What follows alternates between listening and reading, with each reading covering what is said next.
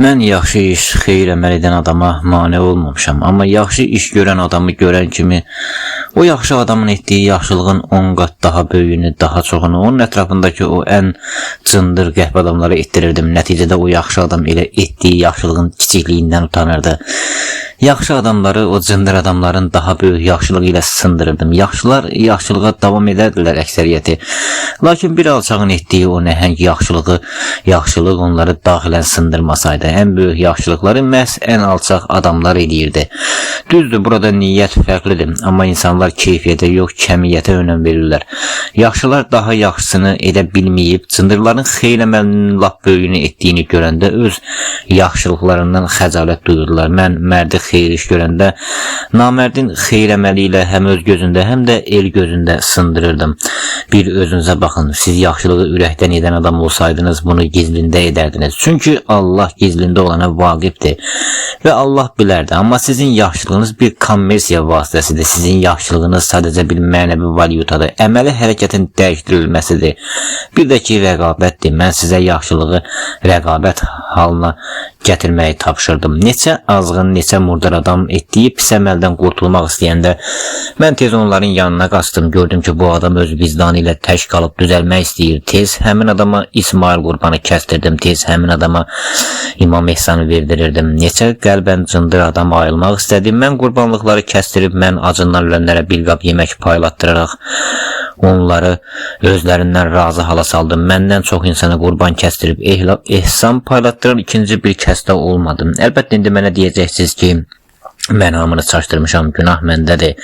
Amma unutmayın ki, Allah Quranda deyib ki, ağlınızı işlədin. Siz niyə aldanırdınız? Çünki bir çox yaxşılıq edənlərin ən çox istədiyi şey, onu da deyim ki, yaxşılıq etdiyi adamlardan nankorluq görməkdir. Nankorluq görmək istəməyi o alçaq üçün bədəninin qaşınmayan yerini qaşıyaraq həzz almaq istəməsi kimidir. Bəzən siz yaxşılıq edirsiniz, ürəyinizdən kiçik bir his geçir. Bu qədər yaxşılıq edirəm, bəs sonu nə olacaq? Yəni siz Allahı özünüzə borclu çıxarırsınız və mən həmin an gəlib sizi elə bir vəziyyətə salıram ki, siz bir daha Allahı borclu çıxarmayasınız. Əslində mən təmiz adama gücümü çatdıra bilmirəm. Mən kimdə bir ləkə görsəm, yalnız ona təsir edirəm. Pak olanlar onsuz da Allahın əmrindədir. Mənim işim insanlara ləkə bulaşdırmaq deyil. İnsana öz ləkəsini göstərib çirkli olduğunu ona bildirməkdir. Mənim işim mərdi düşmən kimi yox, əl çatmaz qala kimi göstərib mərdə qarşı əcaib bir həsəd hissi yaratmaqdır.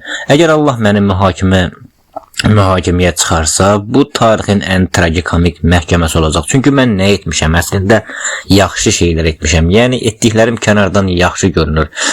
Sadəcə problem sizdə idi. Siz hər şeyi tərsinə qəbul edirdiniz. Çünki şeytan da olsan, heç kimə sən alçaq ol deyə bilməzsən axı. Ona da deyim ki, ən alçaq adamlar özlərinin alçaq olmalarından qətiyyən şübhə etməzlər. İnsanın alçaqlaşması prosesi məhz özünün yaxşı olduğuna inandığı andan başlayır. Ən alçaq adamlar özlərinin ən yaxşı olduğunu düşünəndə meydana gəlirlər və sizə bir şey də deyim. Əksəriyyət etibarilə sizin gözünüzdə hər kəs özünə görə yaxşı, hər kəs başqalarına görə isə alçağın biridir. Allah müqəddəs Quranda deyib ki, təkəbbürdən uzaq durun, başqalarına kömək olun, haqqı qoruyun, pisə pis, yaxşıya isə yaxşı olun. Bir çox ayədə öz sözünü deyib, yəni ki, alçaqlığın, əxlaqsızlığın geniş vüsətdə yayılması hər şeyin sizin şəxsi mənafiyinizə görə dəyişməsidir. Alçaq adamın həqiqətdə necə alçaqdırsa elədir. Amma sizin üçün əksər hallarda alçaq məhz sizin quyruğunuzu tapdaladığı gün alçaq olur. Nə qədər ki, sizin quyruğunuz tapdalanmayıb, sizin üçün alçaq adam yoxdur. Siz insanları alçaq adama qarşı ehtiyatlı olmağa çağırmadınız. Sizin üçün pis adam yalnız sizə yanlış davranandır. Və onu da deyim ki, belə olan halda sizə pislik edən adam bəlkə də sizə heç pislik edəndə elə Allahın qatında da məsuliyyət daşımır. Çünki əgər zamanında o adam başqası üçün bu pislik edəndə siz içinizə soxub sakit qalmışdınızsa, bəlkə də indi onun eyni şeyi sizin başınıza gətirməyi elə Allahın əmrindəndir. Vəziyyət belə olsa nə edəcəksiniz? Axı mən demişdim, alçaq adamlar ilk alçaqlıqları edərkən məsuliyyət daşıyır. Amma əgər onlara həddi bildirən olmursa, haqq qüvvədən düşür. Alçağın ömür boyu etdiyi məsuliyyət ona həddi bildirməyən, içinə soxub oturan sakitin boynuna yüklənir. Yəni ki, əzizlərim, əslində başınıza bir çox bəlalar, uğursuzluqlar və faciələr gələndə siz əl açıb Allahdan kömək yardım diləyirsiniz. Nə bilirsiniz, unutmayın, Allah həm də cəza kəsəndir. Onun cəza kəsən sifəti var. Bir çox hallarda mən sadəcə Allahın əmrini yerinə yetirirdim. Neçə insanın başını bəlaya salanda mən günahkar değildim. Sadəcə kimsə onsuz da yıxılacaqdı və mən prosesi tezləşdirirdim. Mənə lənət oxumaqla da iş bitmir axı.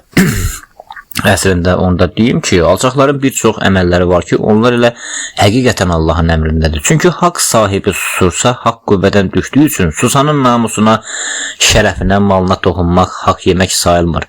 Çünki haqq deyilən o məhfumu yalnız iki şey bir yerdə olanda öz həqiqətinə çatır. Sənə məxsus olan şey və sənin onu müdafiə etməyin.